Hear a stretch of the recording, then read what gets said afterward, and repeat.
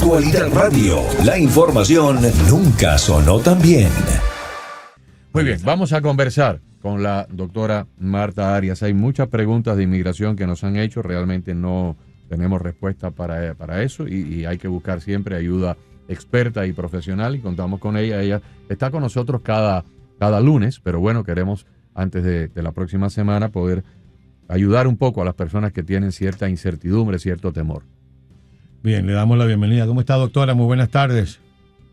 Muy buenas tardes, Agustín y Carlos. Un saludo para ustedes en este comienzo de fin de semana. Muchas gracias, doctora. Doctora, nos ponen aquí una inquietud que dice que hay 3 mujeres cubanas que han sido detenidas tras asistir a citas que habían sido programadas previamente con el Servicio de Inmigración y Control de Aduanas en la oficina de Miramar en el condado Broward. ¿Esto es posible? ¿Las personas que tienen una cita van allí y las pueden poner para deportarlas? Bueno, a ver, sí, es posible. Lo que pasa es que Miramar es la oficina de ICE donde se reportan no solamente las personas que entraron por la frontera y tienen pendiente un proceso en la Corte de Inmigración, pero también las personas que ya tienen una orden final de deportación y tienen lo que se llama una orden de supervisión, que es como un permiso para estar en el país, como el que le dan a los cubanos. Entonces, es muy posible que una persona que está en una orden de supervisión se presente a Miramar y no le den más orden de supervisión y ejecuten esa orden de deportación que tiene la persona. O sea, que tenían órdenes previas y simplemente ahí el gobierno decidió ejecutarlas. Puede ser eso, Ajá. es una posibilidad. La otra posibilidad, Agustín, que es lo que creo que va a empezar a pasar, es que, si usted se acuerda, el presidente Trump dijo que iba a dar deportaciones rápidas o expeditas a personas que lleven menos de 2 años en el país. Lo que están haciendo es, si esas personas tenían un caso pendiente con la Corte de Inmigración, están terminando los casos de la Corte de Inmigración y cuando la persona vaya a Miramar a presentarse, puede ser detenida y deportada expeditamente bajo esa orden ejecutiva que dijo pues que iba a hacer eso, que iba a hacer las deportaciones expeditas. Doctora, nos dicen que algunas de estas personas o esas personas tenían una forma I-220A. ¿Eso los ubica en qué estatus?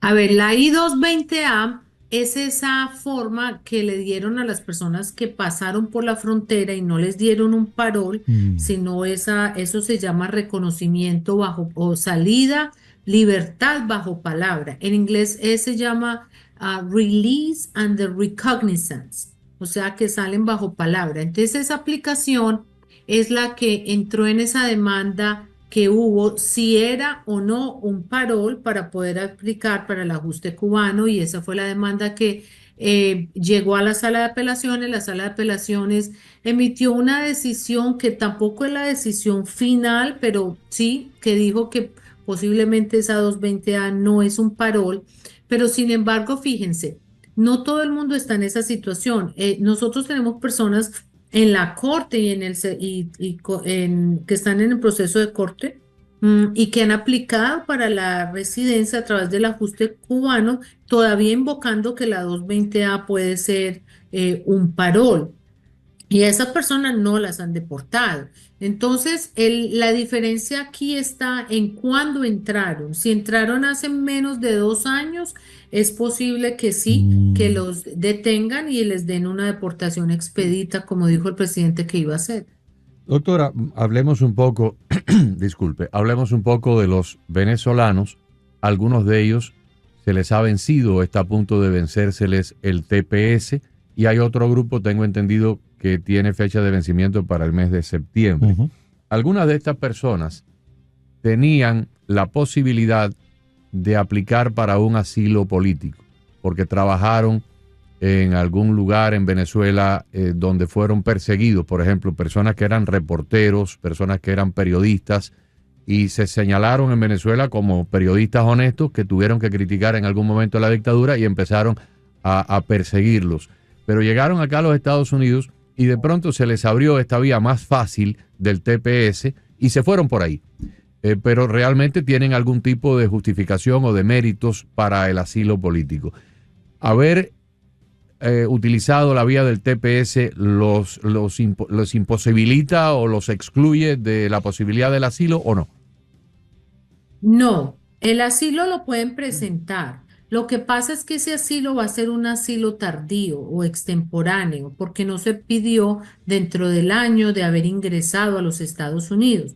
Entonces, al asilo extemporáneo o tardío se le añade un requisito más, vamos a decirlo así, que tiene que probar la persona y es la razón extraordinaria de por qué no pidió ese asilo dentro del año. Entonces, el juez antes o el servicio de inmigración, depende de quien tenga esa petición de asilo, antes de la persona entrar a probar el asilo, la persecución y todos los requisitos que conlleva el asilo, va a tener que probar primero esa razón extraordinaria de por qué no lo hizo. En mi experiencia como abogada de inmigración, en las investigaciones legales que yo he hecho de la razón extraordinaria, para estos efectos, la mayoría de las veces lo que aceptan son situaciones como condiciones médicas, traumas postraumáticos, cosas graves.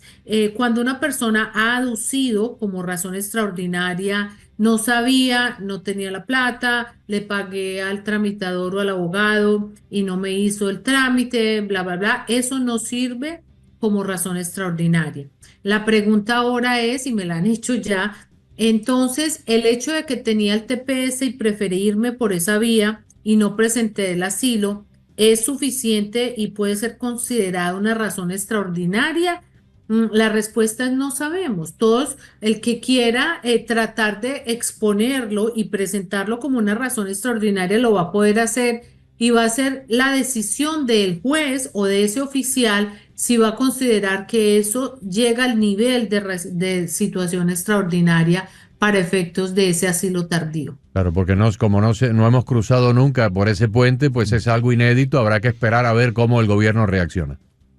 Correcto, es un argumento que hay que hacerse, no sabemos si lo van a aceptar o no, no hemos estado en esa situación. Yo cuando hice un research de esto, como le digo, en resumen eran cuestiones médicas, situaciones graves que se han considerado como circunstancia extraordinaria.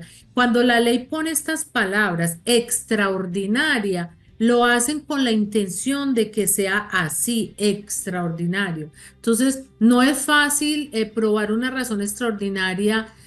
Yo tuve una persona que dijo, es que yo le pagué a alguien y le pagó un mundo de plata y esa persona no hizo nada. Uno diría, bueno, eso es extraordinario, pero la justicia ha considerado que no es extraordinario. Ahora, doctora, cuando el caso es que una persona sí hizo su solicitud de asilo, no ha sido llamado para la entrevista, como hay muchas personas que tienen años esperando su entrevista de miedo creíble. Les dieron un permiso de trabajo, les dieron un número de seguro social, están a la espera de su entrevista y apareció el TPS. Se acogieron al TPS. Al expirar el TPS, ¿siguen colgados de la posibilidad del asilo que pidieron previo al TPS? Correcto, sí. Van a seguir con el asilo. Los que pidieron el asilo y está pendiente al terminar el TPS pueden seguir protegidos con esa petición de asilo. Doctora, ayer o antes de ayer circularon por acá, por el sur de Florida, y me imagino que en otros lugares de los Estados Unidos también, unas noticias por redes sociales. Usted sabe que hay veces que por redes sociales alguien lanza lo que los cubanos llaman una bola. Yo no sé en Colombia o en Venezuela cómo le llaman a eso, ¿no? Yo digo algo así, aquello empieza, dice bola porque empieza a rodar y la gente le va poniendo más tamaño a la bola y al final del día pues todo el mundo se lo cree y resulta que no es nada real. Empezó a circular una de estas cosas de que los cubanos que habían viajado a Cuba después de haber recibido el asilo político iban a ser deportados. Entonces escuché hoy un video que puso un periodista cubano, Mario Pentón, que inclusive está de vacaciones y dejó sus vacaciones a un lado para abordar este tema, y decía él que la noticia es completamente falsa, que no hay por qué preocuparse, que si un cubano eh, o sea, a mí, desde el punto de vista ético, desde el punto de vista lógico, si una persona vino para acá de Cuba pidiendo asilo político por persecución, yo particularmente no concibo que a los 2 o 3 años pueda ir de vacaciones ahí si lo estaban persiguiendo y le dieron el asilo por esa razón. Pero eso es mi manera de pensar, no es la manera del gobierno. El gobierno piensa de otra forma. Decía el periodista Pentón que esta es una noticia falsa, que no hay de qué preocuparse, pero yo quiero que usted nos diga exactamente qué es lo que se está comentando dentro de los círculos donde usted se desenvuelve. A ver, Agustín, esto no es un tema nuevo. De pronto ahora la bola o el rumor está corriendo acerca de los cubanos, pero este tema no ha sido nuevo. Le doy un ejemplo. En la época en que venían o todavía vienen, pero en la época en que el asilo de los colombianos fue más común, que fue esa época del 2000 o finales del 90. Las guerrillas, todo ese asunto. Exacto. En esa época vino el mismo tema y este tema ha sido abordado en forma inconsistente, diría yo, por el Servicio de Inmigración. Tenemos que diferenciar. Cuando una persona recibe la aprobación del asilo, le dan un estatus de asilado por 1 año.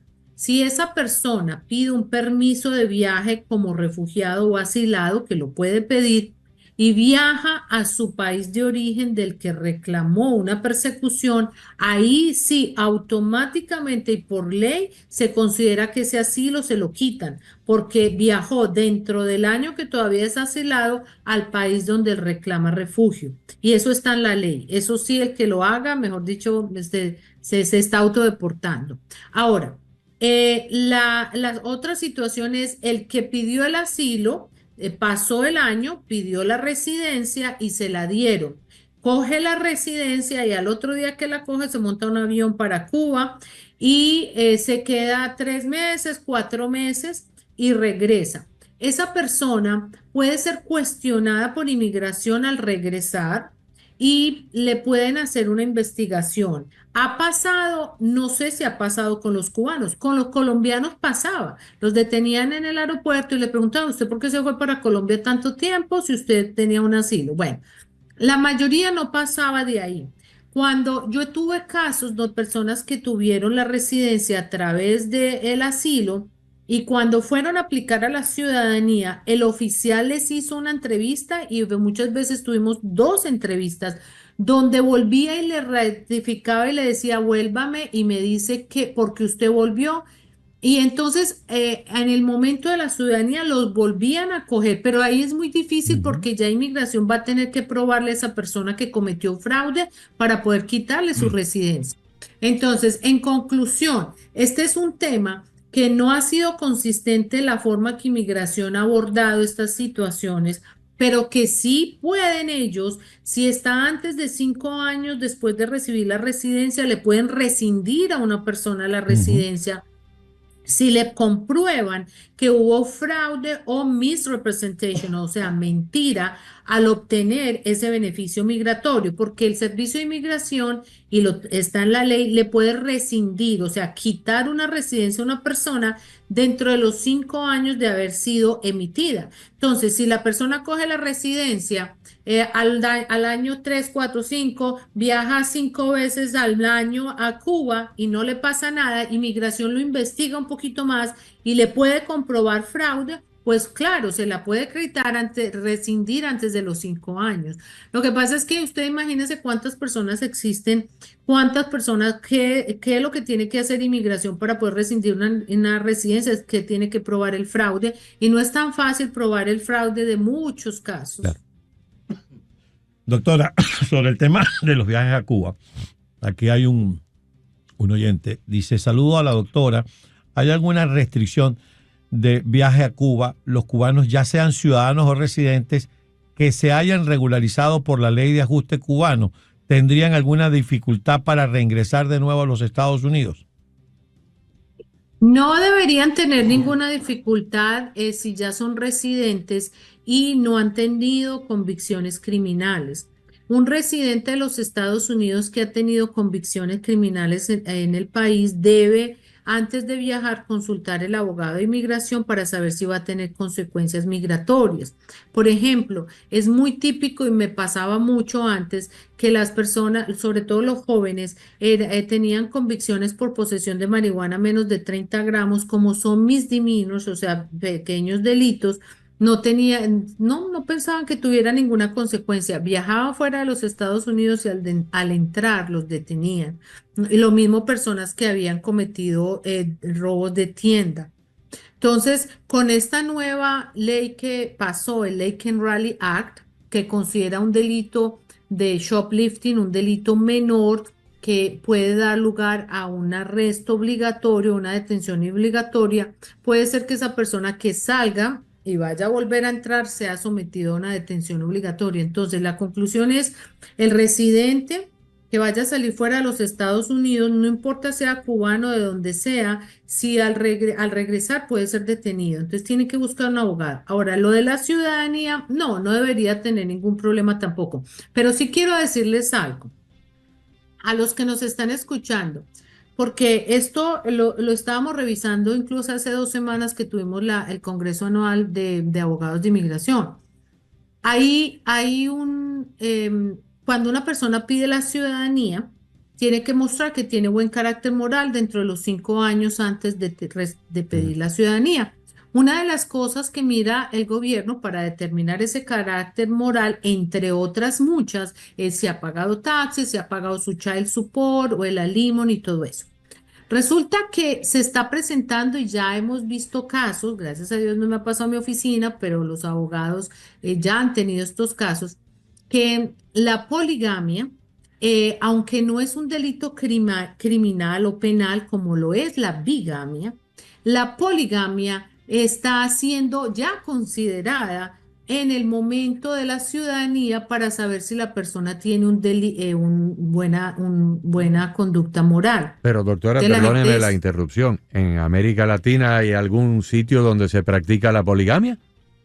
Exactamente, esa es una excelente pregunta. En América Latina no hay, pero la poligamia sigue siendo un tema. Sigue siendo un factor para no permitir, para no mostrar carácter moral. Entonces, ¿qué? Le cuento el caso cómo fue.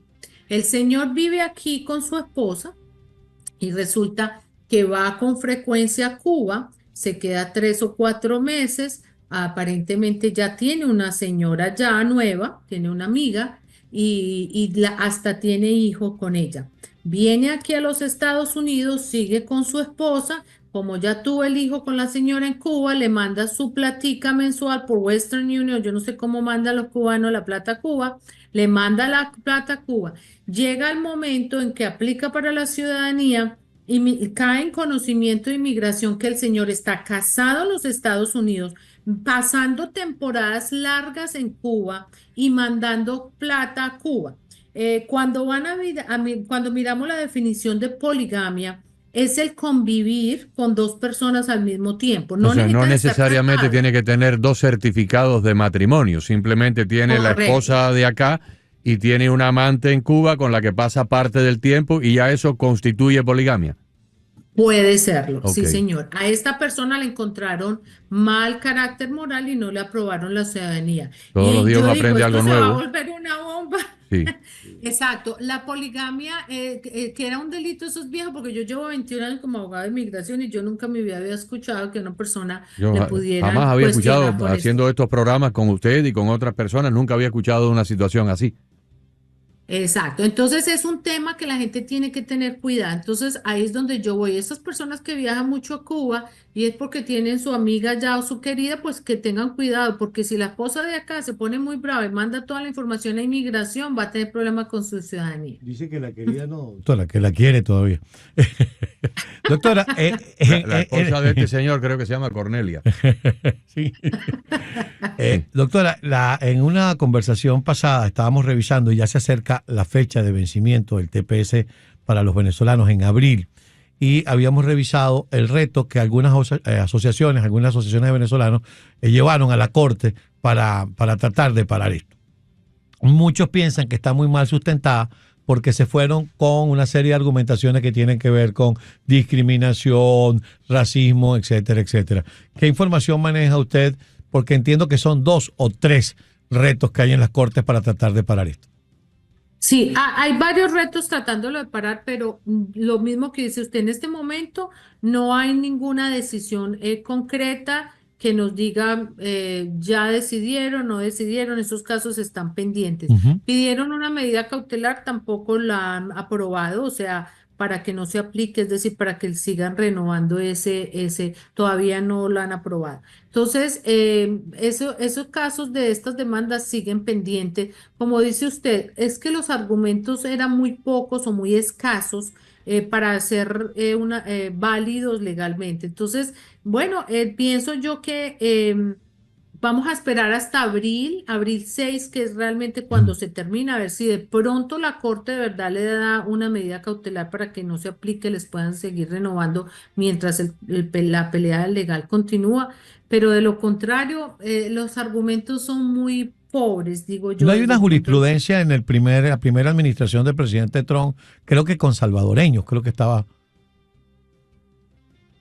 No, pero no me acuerdo, pero yo sé que cuando trataron de quitar el TPS de estos países centroamericanos, Ujú. el argumento fue distinto Ok. y no fue como acuérdese que este es el TPS de los venezolanos que entraron después, en el Ujú. 2023. Sí. Entonces, el argumento aquí no lo creo que sea tan fuerte. Hay una noticia que está circulando, la he visto hoy, la vi en muchos periódicos, en el New York Times, en Miami Herald y en otros, acerca de este travel ban, de una posibilidad de viajes. No se acuerda, no sé si usted acuerda, en la primera administración del presidente Trump hubo un travel ban para países de Medio Sí, sí, Oriente. sí, sí. Se considera. Ok, Ujú. resulta que la orden ejecutiva que dio el presidente Trump al principio del año dijo que iba a pedir que se investigara aquellos países que no tenían una investigación exhaustiva de seguridad y de los antecedentes penales de la persona. Eso, y daba 60 días para ese estudio. Los 60 días se cumplen la semana entrante. Entonces, desde hoy están diciendo que ya Miller, que es el asesor de inmigración del Ujú. presidente Trump, está redactando el travel ban que va a ser para las personas de Ecuador, Venezuela y Nicaragua, igualmente aparte de las del Medio Oriente, que cobijó en la época pasada. Las del Medio Oriente alcanzaron, pues los que nosotros sabemos, estos países del Medio Oriente que ellos consideraban era peligrosos para los Estados Unidos. Esto sí está creando mucho Mm. caos y ahí sí todo el mundo está asustado, porque lo que quiere decir es que nadie que venga de esos países, Va a Cuba, ingresar. Ujú. Venezuela y Nicaragua, va a ingresar, y no se sabe todavía si los que tienen visa pudieran ingresar. Acuérdense, eso es algo que se está Sí. redactando, no ha salido. Entonces, eso sí de pronto va a ser la noticia que nos va a interesar la semana entrante, Mm. si de pronto saliera este anunciado Sí. travel ban. Doctora, tenemos muy, muy poco tiempo, pero una pregunta de última hora que nos llega. Una persona que tiene doble nacionalidad, doble ciudadanía, ¿puede optar a la ciudadanía americana? Sí, todos nosotros hemos podido hacerlo, y yo he tenido clientes que han tenido hasta tres nacionalidades. Lo que pasa es que lo que Estados Unidos dicen es que la última, que va a ser esa de los Estados Unidos, es la que tiene validez dentro del territorio Ok. americano. Ya. Doctora, muchísimas gracias. Gracias. Entonces, quedamos usted y yo para el próximo lunes volvernos a encontrar por acá por Actualidad y continuar charlando.